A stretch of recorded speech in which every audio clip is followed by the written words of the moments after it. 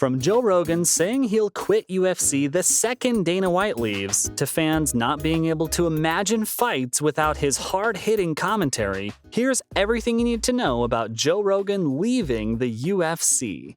To get into that, let's first talk about his friendship with Dana White, the president of the Ultimate Fighting Championship.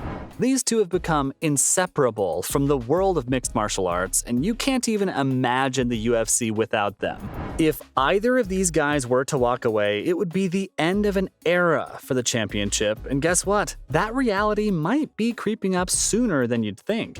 Dana White spilled the beans in an interview mentioning that although retirement is still far off for him, he has a clause in his contract that says when he leaves, Joe Rogan leaves too. Talk about a package deal. You can tell that Rogan absolutely loves working for White and holds him in high regard, and there's nothing but respect and admiration between the two.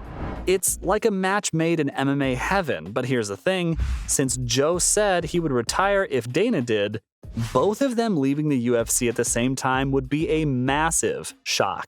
Not just for the league, but for the entire MMA community. Losing the two heavyweight champions in one swoop would literally destroy everything. The UFC would have some mighty big shoes to fill, and I don't know if they could find anyone else with the same enthusiasm as Rogan. But Dana messed up real bad, and Rogan might have to suffer the consequences. Brace yourself, because what went down with the president of the UFC left me in shock. He was celebrating New Year's Eve with his wife Anne in a crowded Cabo San Lucas nightclub. They were out with friends, celebrating the start of 2023 at El Squid Row.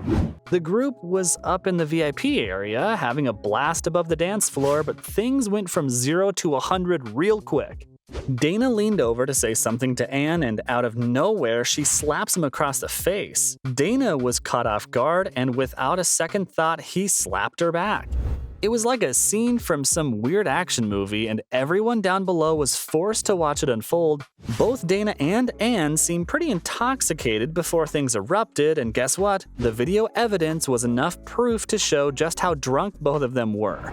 Dana gave the inside scoop on what went down and didn't mince his words, admitting that they were both more drunk than they had ever been. But here's the thing. He said he knows there's no excuse for getting physical, especially as a guy.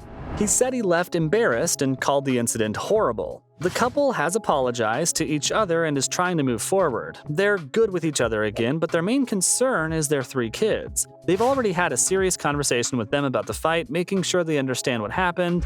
Anne shared her side of the story and said that this was completely out of character for Dana. Nothing like this had ever happened before in their almost 30 years of marriage, but fans and pro fighters agreed there needed to be consequences for Dana. So the question here is, will the UFC fire White for slapping his wife? The media called for Dana's head and demanded that he be fired from his position as UFC president. Yikes. It seemed like the whole world had turned against him. To make matters worse, his slap fighting league Power Slap hit a roadblock due to the massive backlash he faced. I mean, what do you expect? He slapped his wife, and people would want to see him do it again? But Dana wasn't about to back down without a fight. He quickly released an apology video where he took full responsibility for his actions. It was a bold move, and people actually respected him for owning up to his mistake. Even some big names in the MMA world rallied behind him, showing their support. The UFC and his partners jumped into action, doing everything they could to salvage the situation. ESPN in particular stirred up controversy by stopping its employees from reporting anything bad about the incident. But as time went on, the initial outrage that erupted from that TMZ video started to fizzle out, and Dana White even came out to discuss the incident publicly. He talked about the consequences of his actions and asked fans a genuine question: what should the repercussions be? According to him, taking 30 days off wouldn't really do anything. Reflecting on the situation? Nah, not something White felt he needed to do. He said that the next morning he woke up, he already knew he was in the wrong and owned up to his mistake, admitting it openly. Gotta give him credit for that, but here's the thing. Even though he acknowledged his mistakes, there needs to be punishment for his actions. According to him, the real punishment lies in the labels and perceptions he'll carry for the rest of his life. It's the weight of the consequences that truly affects him. But take a step back and look at the bigger picture here. He's a pretty rich dude thanks to his time in the UFC. Removing him from his position as president wouldn't exactly put a dent in his fancy lifestyle. So firing him doesn't seem to be on the table, and the same goes for Joe Rogan. Since he's such an integral part of the UFC, it's safe to say his job is secure too. These two guys have made quite an impact on the UFC, and it seems like they're here to stay. So while real apologies may not be on the horizon, one thing is for sure, Joe Rogan is still going to be a major player in the world of UFC, and it makes sense. Like, come on, there's probably no other living person on the planet that knows as much as him about the sport. It all started back in 1994 when he witnessed a fight at UFC 2 and was gripped by the world of fighting, especially jiu-jitsu. That's when his love affair with combat sports began. Fast forward to 1997, UFC 12 rolls around, and guess who's there? Joe Rogan. But he was never that interested in fighting in the octagon. Instead, he loved being behind the scenes as an interviewer. And when the opportunity came knocking, Rogan turned down a job offer from the championship at first, but the universe has a way of working things out. Eventually, he had a change of heart and accepted a position as a color commentator, and get this, he did it for free. That's how much he loved this sport, and he traded his commentary skills for some sweet tickets to UFC events, allowing him and his friends to enjoy the fights up close and personal. For about 15 gigs, Rogan rocked the mic and shared his expert insights without taking a single penny. Talk about dedication and passion for the sport.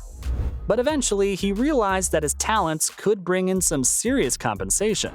I mean, the man had bills to pay and snacks to buy, right? Now, even though Rogan doesn't attend as many UFC events as he used to, he's still a prominent figure in the sport's biggest moments, and nobody can imagine the UFC without him. He brings his trademark enthusiasm and energy to the commentary booth every single time. And let's not forget about the iconic Joe Rogan reactions. When some major punch lands, you better believe he's going to give you a jaw-dropping response. Just take a look at UFC 278, when Leon Edwards caught Kamaru Usman with a head kick that sent him into dreamland. Rogan's face said it all, from total shock to complete awe. So whether he's dropping knowledge, cracking jokes, or getting blown away by crazy knockouts, he continues to be a beloved presence in the UFC. Now let's fast forward to UFC 279, the latest event where he showcased his talents once again. There was a heated exchange between Rogan and Swedish Chechen fighter Khamzat Chimaev. Chimaev was originally slated to headline the event against the one and only Nate Diaz, but he ended up losing weight.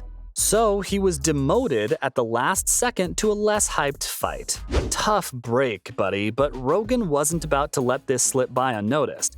During the post-fight interview, he went full-on investigative journalist mode and demanded answers from Chimaev. He wasn't gonna let him off the hook that easily. Rogan wanted to know why Chimaev missed weight, and he wasn't backing down. When Chimaev initially tried to brush off the weight issue, Rogan wasn't having it. He pressed on, saying that if he had dreams of competing for that welterweight title, fans need to know he could make that 120-pound mark. The crowd went wild, applauding Rogan for asking the tough questions. Even former UFC champion Daniel Cormier couldn't help but give him a shout-out, praising him for fearlessly tackling the hard-hitting topics. So, from fans not being able to imagine fights without Joe Rogan's hard-hitting commentary, to him saying he'll quit the league the second Dana White leaves, that's all for if Rogan is really leaving the UFC.